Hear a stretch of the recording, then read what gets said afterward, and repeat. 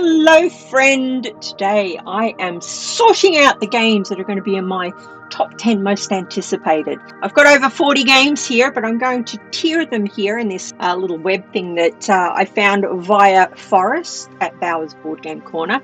If you don't follow him, he's an awesome guy, head over there. And you can see I have got the games all here. I'm going to be putting them into some sort of order here, from super pumped that I want it straight away down to I'm kind of excited about it and it's definitely on my radar. Actually, I'm going to start by not sorting them. I'm going to start with a couple of realizations that I had whilst I was making this list, and I wondered if you have these things that affect you as well as a board gamer. So first up, box shape did play a part here. One of the games on here has got an unusual box shape, and I've got to tell you folks, it turned me off. I know that sounds weird, but I just don't understand why a publisher would put out something in an odd shaped box when it probably costs them more to do that than just put it on a box that is going to look good on your Kallax or your board game shelf. A little bit of nitpicking. Also, I noticed when I was going through the huge amount of games that are releasing this year, if it said it was a miniatures game, I actually paid it, I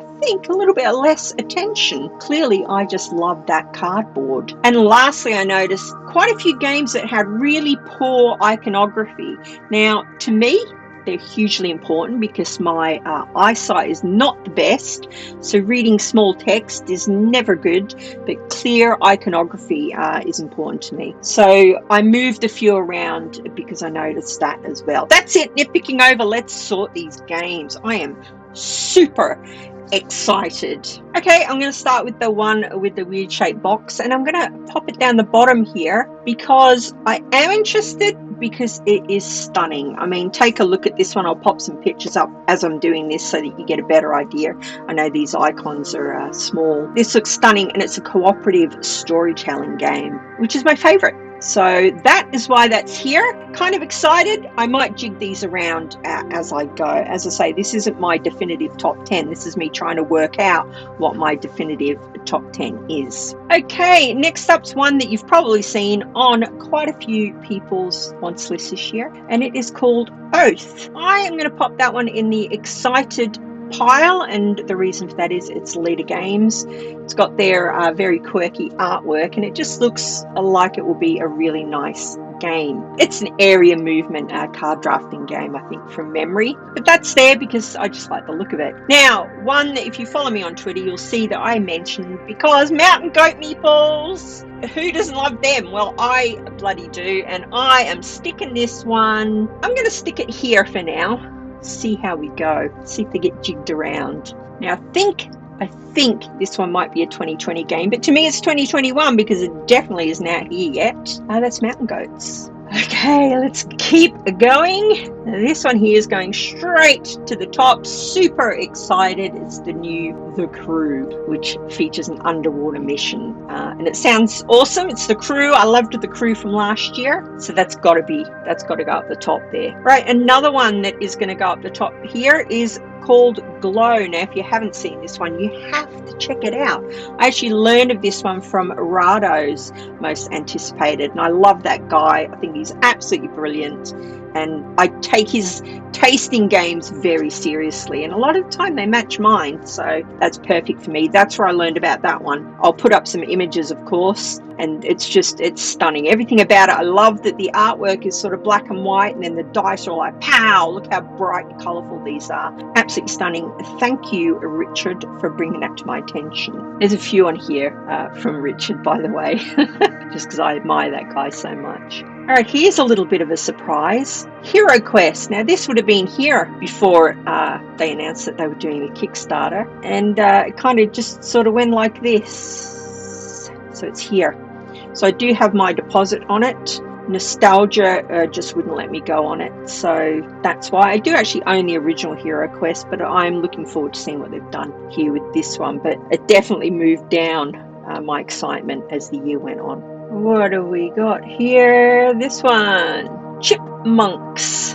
This is a dice and bag builder, I think, from memory. There's not really any pictures of it, and apparently it came out last year, but I haven't seen it anywhere, and it's definitely not out here. So, because it's got chipmunks on the cover, that's literally it. I'm going to pop it down here. It definitely grabbed my attention. Okay, this one here, Canopy, where you compete to build the nicest rainforest, and I just thought this was absolutely stunning when I saw it, and I like the theme. I haven't seen that before.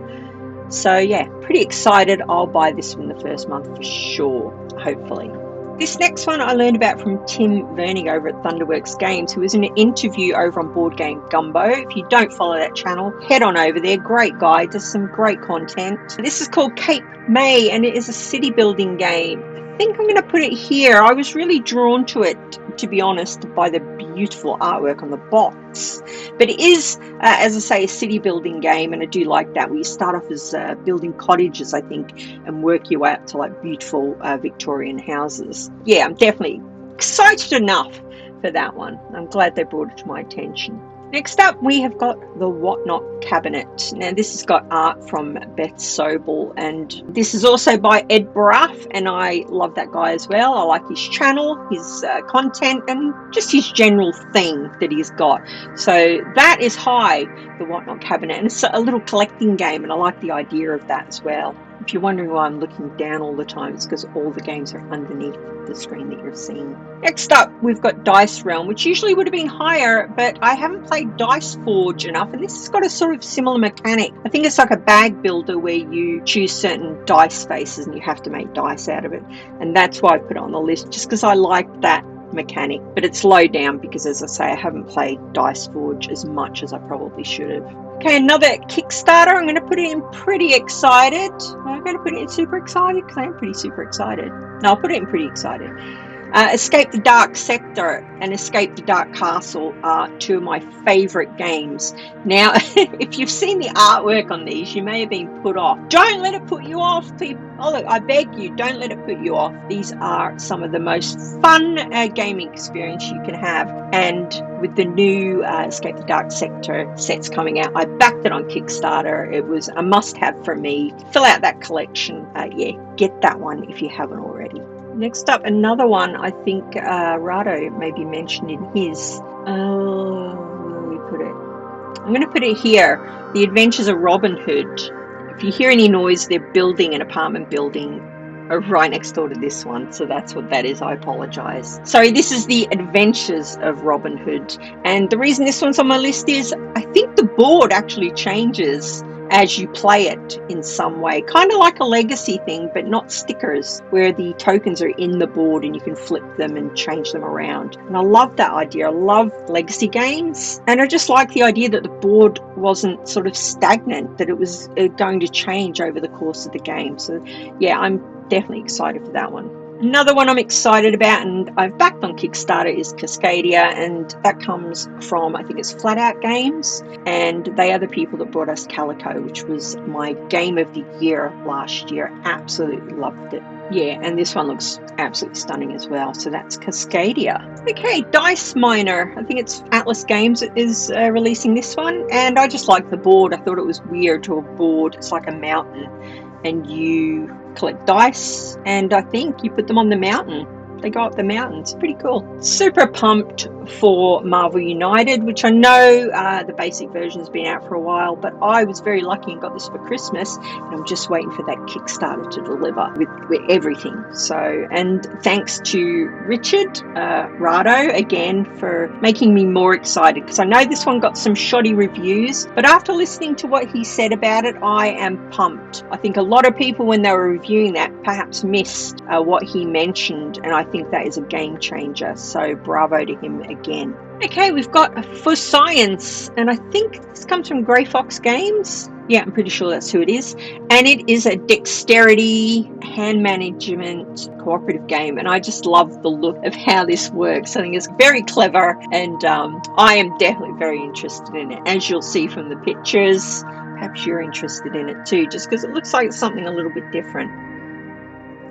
Lost Ones. I backed this on Kickstarter. I think it comes from Greenbrier Games, and it's like a choose your own adventure, and it looks absolutely stunning. The artwork's incredible. I am pumped for that. It's cooperative as well. Cooperative storytelling is my jam, so I am pumped for Lost Ones. Here's an adorable one that you may not have heard of. It's called Meadow. Now, I'm excited enough. I will buy it, but I won't rush. I'm going to stick it there. I think it's released by Rebel. I think that's who it is. And you are a nature observer, and you are competing with the others to sort of discover the most animals, I guess. I admit it, guys, if it's got a cute box, I'm already halfway in the door. Speaking of cute boxes, it's Creature Comforts from Kids Table Board Games. I love this stuff, and they're lovely to deal with as well. And I backed this on Kickstarter, and it's got a raccoon on the box. What did I just say about cute boxes? Raccoon's my favorite animal. Raccoon. Had to back that one. It looks absolutely stunning. Really, really excited for that one. Hey, we're not doing too bad up here. There's only one super cute game so far. Another Kickstarter. I'm going to pop this one. Even though I backed it, I feel like it's quite low. Because sometimes I'm super pumped when their Kickstarter's there, and I'm like, ooh. And then by the time it's coming out, I'm like, it's slipped down the list. Anyway, this one is called Canvas, and it's an art building game, and it uses these sort of transparencies that you can put over your card to change them up. I just like the look of it, and I collect art games, so that was a must buy. And also adorable, you can hang the box on your wall like a piece of art. Seize the Bean is a coffee making game. I love Coffee Roaster. That's a solo game that I enjoy just now and again getting out. And this one looks great. And it comes with little tiny milk bottles. Who doesn't love that? Or milk cans. Dice Theme Park. How excited are we about this one? Excited enough? Excited enough that I won't rush out and buy it. So Dice Theme Park is a theme park game that uses dice, and the dice act as your customers, and once they've been on a ride, as in the real world, your excitement level drops. So I'm assuming you turn the dice to the next lowest number. I like that mechanic. It sounds cool. And worker placement with dice also sounds cool. That is Dice Theme Park. Another game that I backed on Kickstarter, On the Rocks. So I'm going to stick this one here because I still am quite excited by it. So in this one, you are making cocktails, and it uses marbles as ingredients. Maybe like Potion Explosion, I'm not really sure. I think it might be a bag builder. It's also got some card drafting in it from memory. Anyway, I liked that, and I like the theme because I haven't seen that theme done before. So that's On the Rocks. Let's stick with some Kickstarters. So here's another one that I backed. Alia. Oh, dudes, there are things on this that are going to get worse than that I can't pronounce. I think it's Alia and Something Shiny, and it is due to deliver this year, and it just sounds adorable. It's a fantasy story-driven adventure game where this little, I think it's a bunny rabbit, sees something shiny on top of a hill and decides to set off on a wonderful adventure. Again, storytelling, I just love it, and it's cute. Like I said before, I'm a sucker, so yeah, I'm looking forward to that one. Alright, let's stick with some Kickstarters. Here's one that I backed. It's sort of fallen down the list. I'm not as excited as I was, but I'm going to stick it here. I'm excited enough. And that's Foundations of Rome. And I backed this one because it's by, oh goodness, what's his name? Is it Matsuchi? I think it's Emerson Matsuchi. Anyway, I liked the designer and I loved the look of this. It's beautiful. It's a city building game as well, which I also love. So yeah, excited enough for that one. Ooh, this one I am excited for. I'm going to stick this here because I've got a lot at the top there. Nah, I'm going to stick it at the top. Alright, so the Night Cage. I heard about this one from Kira over at Man vs. Meeple. I love that chick. She's awesome. Yeah, and I take her game suggestions seriously. And this one sounds fascinating. So as far as I can work out, it's a cooperative horror game, and you're working your way through sort of a maze. I'm assuming it's some sort of cavern or something. And you can only see so far in front of you, and you've only got a candle to light your way. And I'm assuming if that candle goes out, you're going to be in trouble because there's monsters lurking in the dark. It's like the mechanic of that. I haven't heard of that done before. I know that there's is it Nectophobia? I know there's a couple of games that work in the dark, but this one sounds fascinating because that is what it's like. I've got a game on VR that only allows you to see so far, and it is quite terrifying. So I'm eager to see how that works in a board game. That's the Night Cage. Okay, Vivid. I'm going to put this one down here. It's from, I think it's from Floodgate. And the idea in this one is that you're collecting memories. But it's not a memory game. I suck at memory games, so they don't usually make it onto my anticipated list. But this one sounds like it's more about drafting and trying to collect the memories rather than trying to remember things. So I've put that there because I like the idea of that one. Let's do Biblios. No, stick it here. Biblios. I think it's called Quill and Parchment. I can't see it there. It's too small. I think that's what it's called. It's a roll and write version of Biblios. So I'm not going to say anything else about it. I love Biblios, and I thought, hey, why not? I like roll and writes as well. This one here. Okay, I'm going to stick this one in the middle, but it does sound pretty fascinating to me. Darwinauts. I know everyone's raving on about that Darwin game that's on Kickstarter at the moment, but this one is from Green Couch Games. So I own a lot of their games, but they're usually quite small, treehouse and things like that. But this one sounds like there's a bit more to it. So a portal is open to like another world, an alien world, and certain people, me, you, if you buy it, go through the portal and you are to catalogue the life forms there and become the best Darwinaut. So that's what they call Darwin astronauts. So what swayed me to this one? The artwork is absolutely gorgeous, as you're no doubt seeing from screenshots that I'm putting up as I'm waffling on. That's Darwinauts from Green Couch. Definitely excited. Oh, okay. Shelfie Stacker. I'm going to stick that right in the middle. I think it's from, is it Alia? It's not Alia, it starts with A. In this one, you are competing with the other players to have the most amazing board game collection, and it uses sort of dice with different, I'm assuming, board game amounts on them. I just like the look of it, and to play a board game about collecting board games is something I haven't seen before, and I thought that sounded interesting. And I like the artwork as well. I might move. Will I move that one down? Excited enough? No, I'm pretty excited. I'll leave it there. Museum Pictura. Where will we pop this one? We'll pop it here. So in this one, I think it's set collection, and you are collecting or curating some beautiful works of art, and it's got real works of art. I collect art games. I think I said that to you before, and it just looks really nice. Yeah, I quite fancy the idea of being an art curator. That's Museum Pictura. Oh, here we go. This one's going to be bought by a lot of people this year, I think. I'm going to stick it here. Pretty excited. Terraforming Mars, the dice game. So assuming this is a dice game, I'm hoping it's going to play quicker in Terraforming Mars. I like Terraforming Mars, but sometimes it just goes on a little bit too long. I'm a Mars geek.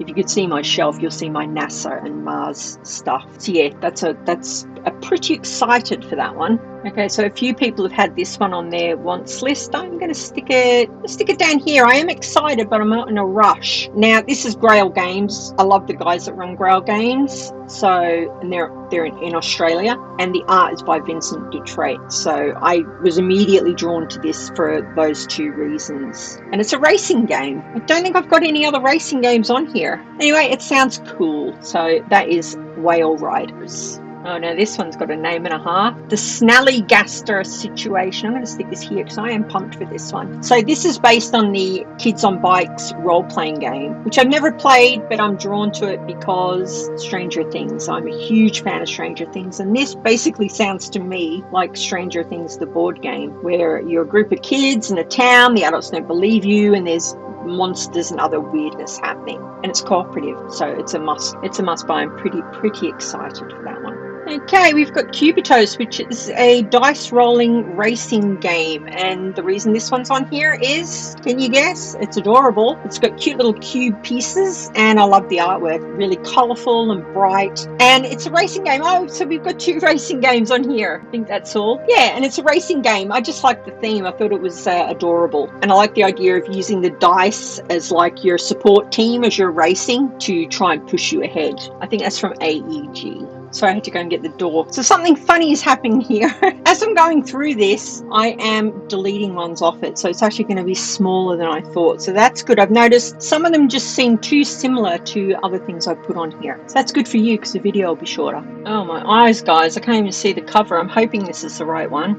Where will we drop this one? I think we'll drop it here. This is Merchant's Cove, and this is a Euro game in which you have little boats and you play like shop owners trying trying to manipulate the price of goods and attract customers, and it just looks really cool. It's got lovely artwork, nice components. So that is Merchant's Cove. We'll put this one here. Dinosaur Island Roll and Write version of Dinosaur Island. As I said earlier, I like roll and writes, and I have all the Dinosaur Island bits and bobs, so have to add this one to the collection, and hopefully it'll play much quicker than Dinosaur Island. Here's another one I'm going to pronounce wrong. I think we'll stick this one here. Naga Parabat, in which you play a Sherpa helping someone climb a mountain. I'm assuming Tiger Tenzing, Edmund Hillary style. That's where you look like an idiot because you've just got those names wrong. I like this one because it's 2-player only, which I thought was fascinating. And again, it looks super nice. That's Naga Parabat. Oh, we've got another dark one here. Sublime Dark from All or Nothing Games, All or Nothing.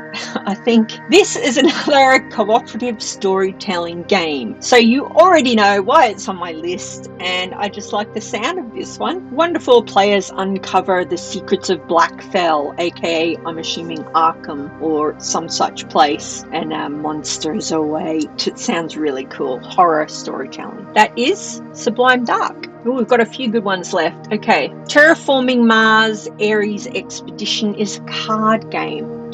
Card only game, Terraforming Mars. So hopefully that will play quicker and still have that Terraforming Mars goodness. Wonderful players, hand management, as you would expect to be in a card game. I think that one's going to be quite a hit this year. A lot of people love Terraforming Mars, and the thought of getting that Terraforming Mars experience, but in a smaller time frame, I think that's going to sell buckets. Here we have theme parks. This comes from Thunderworks Games, and it's got art by Vincent Detroit, and it's a theme park game. I think, did I have another theme park game on here? I think I did, didn't I? Anyway, I like a good theme park game, and Tim Verning himself may have mentioned that this works a little bit like Roller Coaster Tycoon, and I like that idea. So it plays over 5 years, and you have to make sure you've got the best theme park each year to gain victory points, and it runs a gamut of mechanisms as well, with worker placement, tile placement, I think maybe set collection, and income building. So theme parks. Okay, this is a weird one. This isn't for me. I'm going to stick it bang in the middle for this reason. This is Catapult Kingdoms, which essentially, to me anyway, looks like a reworking of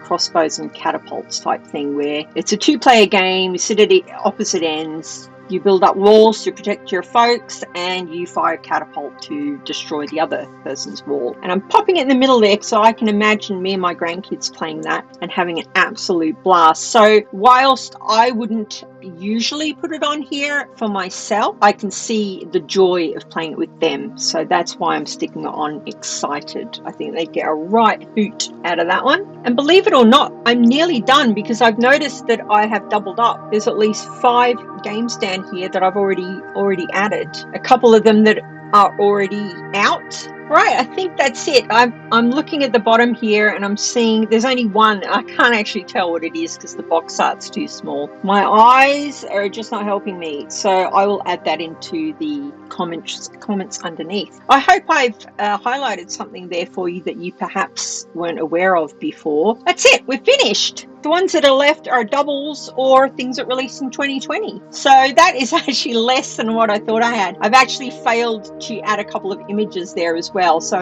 the one of the ones that I know would have been up the top, probably pretty excited, would be the third in the Above and Below series from Red Raven Games. I just don't have an image to drag that up there, but that would definitely be up there for sure. I hope I've pointed something out to you that perhaps you weren't aware of before. There's so many games coming out in 2021. I know that I'm not going to end up owning all these, despite the fact that my list says, yes, I'll probably buy it. I could not afford to own all these, but I am looking forward to 100%. I think I will end up buying all the ones that are on my super backside section there. I know I've said I'll buy within the first month for sure for that second section, but that would depend on how much money I had, and I can't see that I am minted enough to be able to buy all these games. Hopefully some publishers will send some to me for coverage. That would be awesome. Let me know in the comments if you made it this far, what games you're looking forward to. I would love to know if I've covered any of them,